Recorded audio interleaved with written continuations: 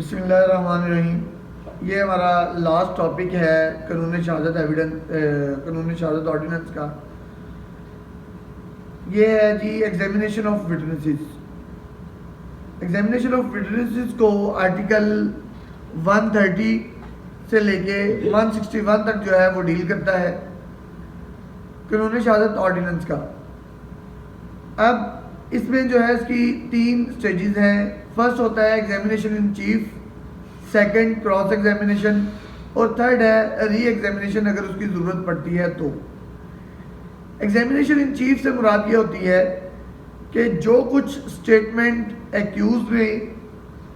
Accused के against जो witnesses थे प्रोसिक्यूशन है उन्होंने दी है 161 में पुलिस को, वो दोबारा यहाँ पे कोर्ट में रिपीट करते हैं एग्जामिनेशन इन चीफ में।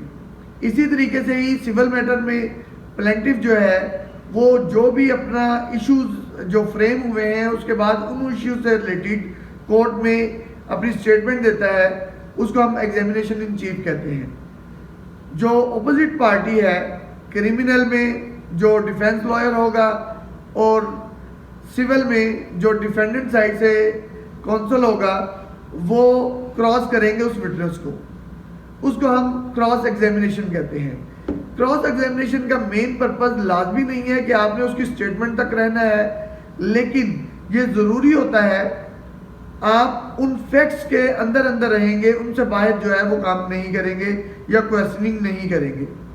स्पेशली जो लीडिंग क्वेश्चन है, लीडिंग क्वेश्चन से मुराद क्या होता है कि आप किसी से पूछते हैं कि जी आप रात को 9 बजे वहाँ पे मौजूद थे ना, ये एक लीडिंग क्वेश्चन है।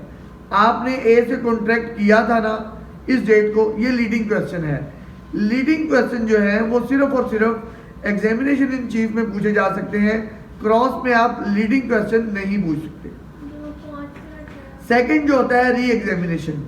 री एग्जामिनेशन क्या होता है कि जब आपको पता चलता है कि एक नया फैक्ट आ गया है, नई कोई चीज़ आपके सामने आ गई है, नया कोई डॉक्यूमेंट आ गया है, तो उस सूरत में आप कोर्ट से परमिशन मांगते हो कि आपने ऑलरेडी जिसको क्रॉस कर लिया है, जिस विटनेस को, उसको आप दोबारा री एग्जामिन करना चाहते हो।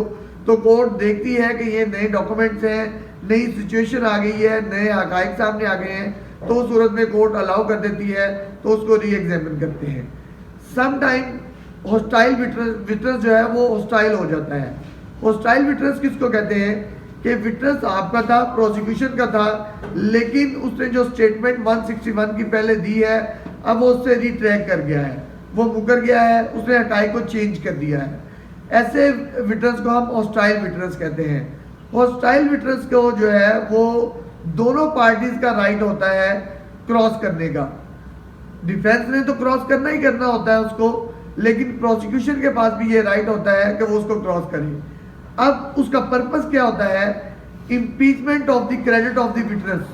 आपने उस विटनेस की जो क्रेडिबिलिटी है उसको इम्पीच करना है, ख़त्म करना है। हॉस्टाइल विटनेस को आपने ये बताना है, आपने उसको प्रूव करना है कि इसने जो है वो अपनी क्रेडिबिलिटी शो जो है वो खो दी है। उसने पहले कोई और स्टेटमेंट दी, अब कोई और स्टेटमेंट दे रहा है, तो ऐसे विटनेस को हम हॉस्टाइल विटनेस कहते हैं। और उसकी क्रेडिबिलिटी को इम्पीच करना जो है वो ज़रूरी होता है, इसलिए दोनों पार्टीज़ को, जो प्रोसिक्यूशन को भी ये राइट हासिल होता है कि वो उसको जो है क्रॉस एग्जामिन कर सके। जी शुक्रिया।